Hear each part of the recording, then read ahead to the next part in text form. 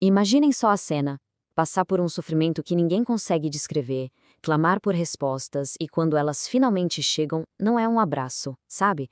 É um desafio. Um desafio que abala tudo. É exatamente essa a situação de Jó. A resposta de Deus não vem para consolar, vem para confrontar, para redefinir essa relação entre o divino e a nossa fragilidade. Vamos mergulhar juntos no capítulo 40 de Jó e tentar entender essa lição tão poderosa. E que começo, hein? A voz de Deus vem de um redemoinho, não para acalmar, mas já com uma pergunta que corta na carne. Fica muito claro que o jogo virou.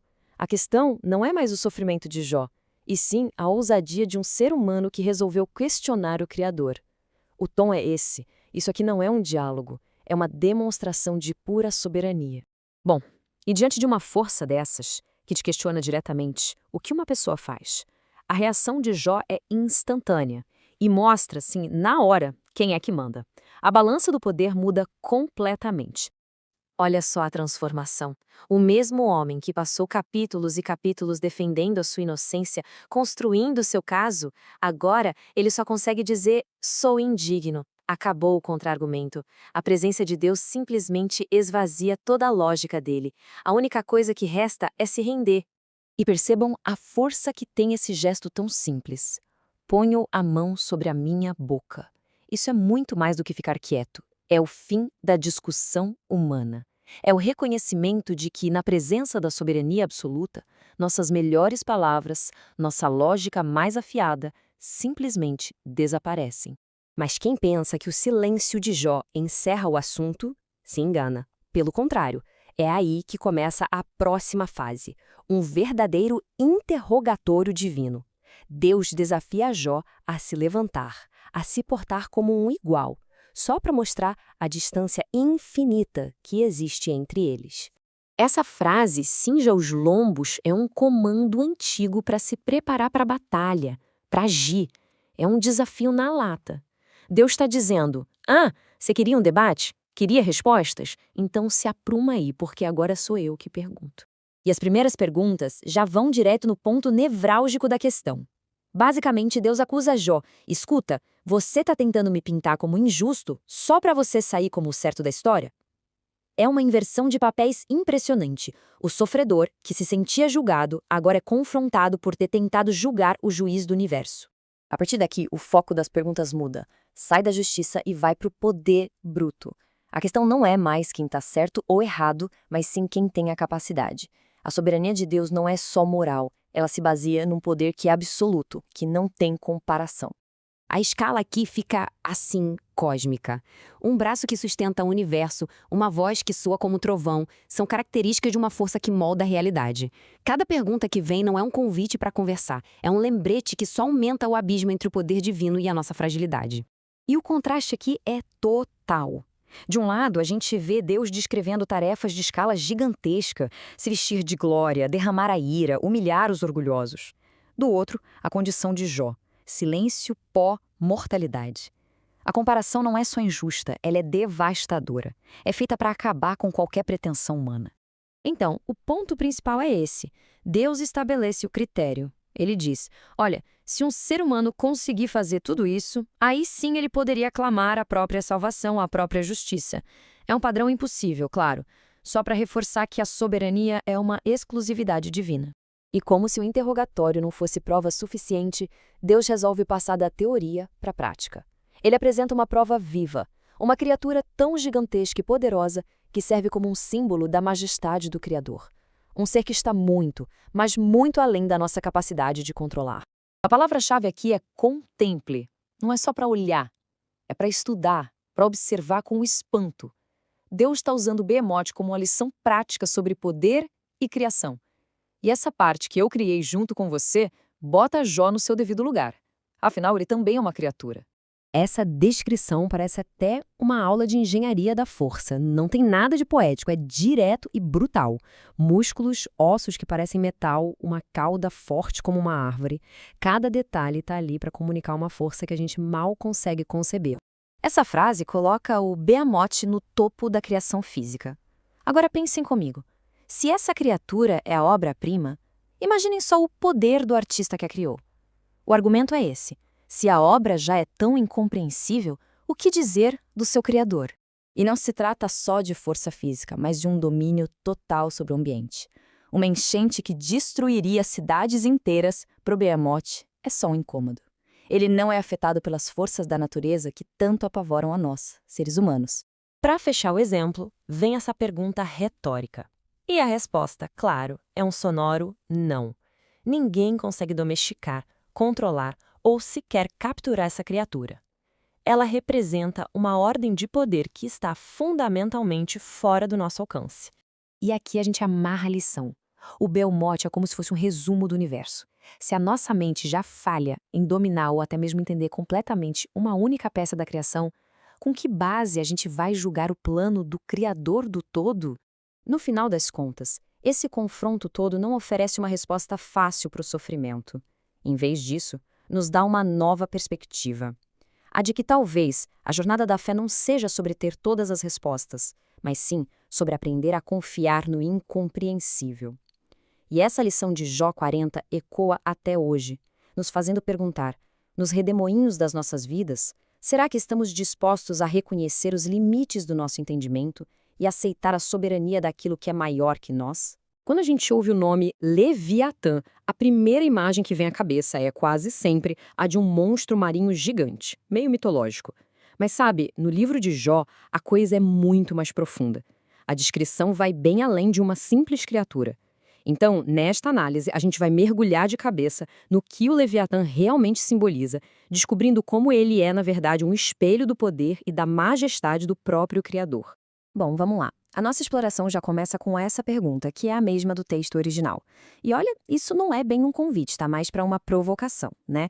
De cara, a gente já entende que a escala de poder aqui é outra. Algo muito, mas muito além do que qualquer ser humano conseguiria sequer imaginar.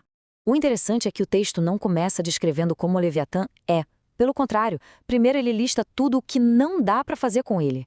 É uma maneira genial de construir a grandeza da criatura através da negação, sabe? Deixando bem claro que sua natureza é absolutamente indomável.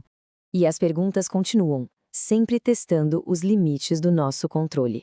As imagens são fortes, um junco no nariz, um gancho no queixo, são coisas que a gente faz para dominar os animais. Mas, nesse caso, a ideia é mostrar o quão inútil, o quão absurda seria essa tentativa. E aí o desafio muda de nível. Já não se trata mais de força física, mas de tentar fazer um acordo, um contrato. Pensa só na ideia de tentar negociar com uma força da natureza como essa. É impensável. O Leviatã não pode ser domesticado, não pode ser barganhado, muito menos virar um servo. Agora, essa parte é fantástica pelo absurdo da comparação. Brincar com o Leviatã como se ele fosse um passarinho de estimação, essa imagem mostra de um jeito muito poderoso o abismo gigantesco que existe entre esse ser e qualquer outra criatura que a gente conheça. E aqui vem a conclusão preto no branco. A esperança de capturar o Leviatã não é só pequena, é um erro, uma ilusão completa. Só de olhar para ele, o mais corajoso dos homens já cairia por terra. A luta acaba antes mesmo de começar. Então, agora que ficou bem estabelecido que ele é indomável, o texto começa a dar umas pistas da sua forma física. E é uma mistura impressionante de terror puro e uma majestade quase divina. O Leviatã não é descrito como um ser de carne e osso, é mais como uma fortaleza viva. As escamas são tão justas que nem o ar passa. A boca dele cheia de dentes terríveis. E o coração não é um órgão que pulsa a vida, é algo duro, inflexível, como uma pedra de moinho. E no meio desse terror todo, olha que detalhe poético, essa dualidade é incrível. Em meio a essa anatomia assustadora, surge um elemento de uma beleza sublime. Os olhos dele não são apenas olhos, são comparados ao esplendor do nascer do sol. Fica claro que ele é mais do que só um animal. Ele é a personificação de forças da natureza. Dos seus espirros sai luz, da boca fogo e faíscas. Ele respira fumaça, não como um dragão de conto de fadas, mas como se fosse um vulcão vivo, uma manifestação do poder mais bruto que existe. Bom, se a forma dele já é assustadora, a invulnerabilidade é absoluta. Agora o texto vai mostrar como qualquer tentativa humana de violência contra ele é completamente inútil. Chega a ser tragicômico. Essa parte é impressionante. O texto vai, uma por uma, desmontando a eficácia de cada arma. Os materiais mais fortes que a humanidade tinha, tipo ferro e cobre, para ele são como palha e madeira podre. As nossas melhores armas viram brinquedos frágeis, simplesmente não fazem nem cócegas. O ponto aqui é que o medo é algo que essa criatura simplesmente não conhece. Ele não só ignora as ameaças, ele ri delas. A imagem de um ser dando risada de uma lança apontada para ele, isso demonstra um nível de poder, de confiança que é absoluto. Ok, mas tudo isso nos leva a uma pergunta fundamental. Por que descrever uma criatura tão invencível assim? Porque o foco, na verdade, não é a criatura. O foco agora muda da criação para o Criador. É aqui. Esse é o ponto de virada de toda a passagem. O propósito se revela. A lógica é a seguinte: se ninguém tem a ousadia de enfrentar a criatura, quem, em sã consciência, poderia pensar em se levantar contra aquele que a criou? O Leviatã é um argumento em forma de ser vivo. E esse é o propósito final revelado. O Leviatã existe para ser uma lição de humildade. Ele é um rei, sim, mas um rei designado para colocar todo o orgulho e toda a arrogância do mundo em seu devido lugar. A simples existência dele já é uma repreensão. A presença dele é tão poderosa que altera o mundo ao redor. Ele ferve as profundezas do oceano e deixa um rastro brilhante. É uma imagem poética de um poder que opera numa escala cósmica, não apenas terrestre. E assim a nossa análise se encerra com a grande pergunta que o texto queria provocar desde o início. O Leviatã não é o ponto final, ele é uma seta, um indicador. É uma demonstração de poder, feita para a gente parar e contemplar a fonte inimaginável de onde tudo isso veio. Olá! Hoje a gente vai mergulhar no finalzinho de uma das histórias mais intensas que existem. A de Jó. Depois de uma jornada imensa de sofrimento e de muita pergunta sem resposta, a gente chega no clímax. É aqui que acontece uma transformação que muda tudo. Vamos entender o que foi que virou essa chave. E tá aí. Essa frase é o coração de tudo. É o ponto de chegada da história inteira. A jornada do Jó termina nessa mudança gigante. Sair de um conhecimento de segunda mão, aquilo que a gente só ouve falar, para um encontro direto, pessoal. Pensa só, é a diferença entre saber sobre uma pessoa e realmente conhecer essa pessoa. Faz todo sentido, né? Para a gente entender como essa transformação acontece, nosso caminho vai ser o seguinte. Primeiro a gente vê a resposta de Jó a Deus. Depois a gente explora essa visão que muda o jogo. Na sequência, vem o veredito surpreendente sobre os amigos dele, o novo papel de Jó como intercessor e, para fechar, a famosa restauração em dobro. Então, vamos lá. Depois que Deus finalmente fala com Jó, ali, no meio de um redemoinho, a primeira coisa que a gente vê é a reação dele. E é essa resposta que dá o tom para tudo o que acontece depois. A primeira coisa que Jó faz é admitir o poder soberano de Deus. É bom lembrar que ele passou o livro inteiro questionando, sabe? Desafiando, pedindo para ser ouvido. Mas agora, depois do encontro, a perspectiva dele vira de cabeça para baixo. Ele reconhece que existe algo muito, mas muito maior do que a sua própria compreensão. E a humildade que vem com isso é impressionante. Jó basicamente diz, eu estava falando de coisas que eu nem entendia. Não é que os amigos dele estivessem certos, mas ele percebe que o próprio conhecimento dele era limitado. É como se ele tivesse tentado colocar o oceano inteiro dentro de um copinho. Não dá, né? Agora, a gente vai fundo nisso. A mudança do Jó não é só na cabeça, não é só ele concordar com uma ideia, é algo muito mais profundo. É o verdadeiro ponto de virada que redefine a vida dele.